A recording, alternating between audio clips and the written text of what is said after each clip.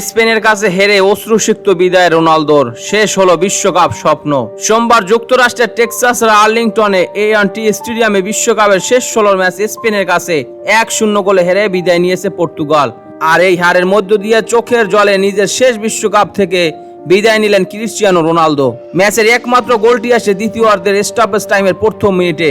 স্পেনের মাইকেল মেরিনা গুরুত্বপূর্ণ সেই গোলটি করে দলকে কোয়ার্টার ফাইনালে তুলে নেন। অন্যদিকে আইবেরিয়ান উপদ্বীপের দুই চিরপ্রতিদ্বন্দ্বীর লড়াইয়ে শেষ পর্যন্ত হতাশ হয়ে মাঠ ছাড়তে হয় পর্তুগালকে। শেষ বাঁশি বাজার পর দৃশ্যমানভাবে আবেগপ্রবণ হয়ে পড়েন 41 বছর বয়সী রোনালদো। A&T স্টেডিয়ামের দর্শকদের অভিবাদন জানাতে গিয়ে তাকে চোখের পানি মুছতে দেখা যায়। বিশ্বকাপে তার দীর্ঘ ক্যারিয়ার শেষ হলো 27টি ম্যাচ খেলে। এই তালিকায় তার সামনে আছেন শুধু লিওনেল মেসি, যিনি খেলেছেন 30টি বিশ্বকাপ ম্যাচ। তবে রোনালদোর অসাধারণ ক্যারিয়ারের বিশ্বকাপে ট্রফিটি অপূর্ণই থেকে গেল। ম্যাচ শেষে পর্তুগালের কোচ রবার্তো মার্টিনেজ রোনালদোর প্রশংসা করে বলেন, তিনি একজন অনুকরণীয় অধিনায়ক ছিলেন। আমি পর্তুগালের দায়িত্ব নেওয়ার সময় ক্রিস্টিয়ানোকে ঘিরে অনেক সন্দেহ ও প্রশ্ন ছিল, কিন্তু তিনি শুধু গোল বা অ্যাসিস্টের জন্যই নন, তার প্রতিশ্রুতি, মাঠে উপস্থিতি এবং ফুটবলের প্রতি ভালোবাসার কারণে একজন রোল মডেল। মার্টিনেজ আরো বলেন, আমরা ফুটবলের একজন আইকনের কথা বলছি। ক্রিস্টিয়ানো রোনালদোর মতো খেলোয়াড় খুব বেশি আসে না। এই বিশ্বকাপে তিনি যা করেছেন তার জন্য আমাদের কৃতজ্ঞ থাকা উচিত। তিনি বিশ্বকাপ জিততে চেয়েছিলেন। একজন খেলোয়াড়, একজন অধিনায়ক এবং একজন মানুষ হিসেবে তিনি যে উদাহরণ রেখে গেছেন তা আমরা সারা জীবন মনে রাখবো। রোনালদো পর্তুগালকে টানা দ্বিতীয়বারের মতো বিশ্বকাপের কোয়ার্টার ফাইনালে তুলতে চেয়েছিলেন, কিন্তু শেষ 16তেই থেমে গেল তার সেই স্বপ্ন।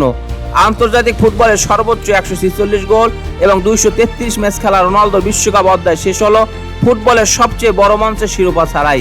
এই বিশ্বকাপে রোনালদো 3টি গোল করেছিলেন, তবে স্পেনের বিপক্ষে তিনি খুব বেশি সুযোগ তৈরি করতে পারেননি।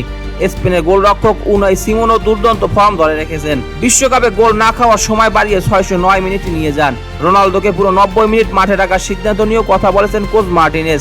তিনি বলেন, যখন আপনার একটি গোলের প্রয়োজন তখন আপনি ক্রিস্টিয়ানো রোনালদোকে তুলে নিতে পারেন না। তিনি 90 মিনিট খেলতে পারেন, এতে কোনো সমস্যা নেই। তিনি মাঠে উপস্থিতি তৈরি করেন, জায়গা খুলে দেন এবং সেট পিস বা বক্সের ভিতরে যে কোনো মুহূর্তে বিপজ্জনক হতে পারেন। তিনি আরো যোগ করেন, অতিরিক্ত সময় গনজালো রামোসকে ব্যবহার করার পরিকল্পনা থাকতে পারত, কিন্তু 90 মিনিটের মধ্যে দলের সর্বোচ্চ গোলদাতাকে তুলে নেওয়া কোনো যুক্তি ছিল না। ম্যাচের আগে রোনালদো নিশ্চিত করেছিলেন এটি তার শেষ বিশ্বকাপ। এই টুর্নামেন্ট লিওনেল মেসির সঙ্গে তিনি এমন এক বিরল রেকর্ডে নাম লেখান, যেখানে দুজনই 6টি বিশ্বকাপে অংশ নেওয়া একমাত্র ফুটবলার হন। গ্রুপ পর্বে উজবেকিস্তানের বিপক্ষে গোল করে রোনালদো আরও একটি ইতিহাস গড়েছিলেন। তিনি হন পুরুষদের ফুটবল ইতিহাসে প্রথম খেলোয়াড় যিনি 6টি ভিন্ন বিশ্বকাপে গোল করেছেন। ম্যাচের আগে সংবাদ সম্মেলনে রোনালদো বলেছিলেন, এটা যতটা সম্ভব উপভোগ করার ব্যাপার।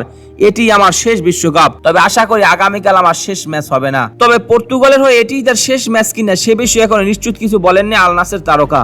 রোনালদো বলেছিলেন, একদিন সেই সময় আসবে যখন আমি আন্তর্জাতিক ফুটবল থেকে অবসর নেব।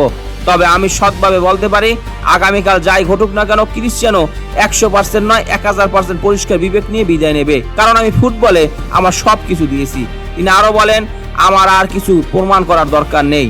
আমার ভালো জীবন আছে, কিন্তু ফুটবল আমার আবেগ। আমি ফুটবল খেলি কারণ আমি এটাকে ভালোবাসি। প্রতিদিন উপভোগ করাই সবচেয়ে গুরুত্বপূর্ণ।